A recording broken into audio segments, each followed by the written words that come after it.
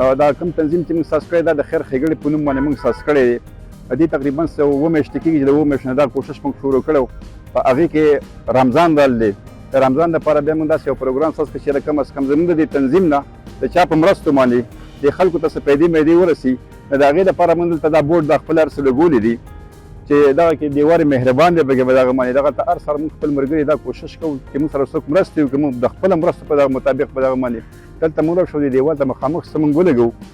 او هغه چې هر څه یې پېښ کړه مطلب موږ څه داسې بوټي ساوي په دغه باندې په هغې کې غوښه الوګان مختلف داسې شیزونه د خوراک شیزونه دي نو هغه موږ دې ځای کې ولګوو په دغه باندې بیا موږ کار ولګوو او موږ تقریبا روزانه په 20 کسانو باندې دغه خوراک تقسیموو. موږ به دغسې کارونه کوو ښېګړې کارونه به کوو. په هغې کې موږ شروع داسې کړې وه چې موږ په دې بازار کې شانده کوو داسې د خپل ملګري به شانده کوو او دا پروګرام به موږ چلوو. خو داسې خلک په دنیا کې ښه خلک شته پېښ خدای پاک داسې ښه خلک ډېر پیدا کړي چې هغوی موږ سره څه مرسته وکړه د څه مرسته د هغوی ده او څه مرسته زموږ خپلې او دا پروګرام پې چلېږي کله نه کله سره بعضې خلک چانده هم وکړي نو بس په هغې باندې زموږ پروګرام روان دی پوه شي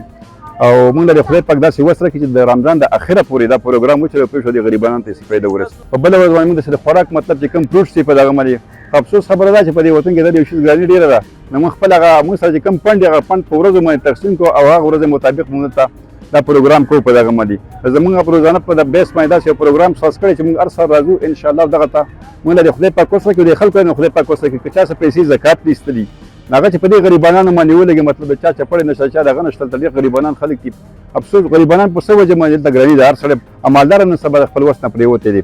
اخره کې ښځه دا یم چې څومره وسداره خلک دي او د چا وس کېږي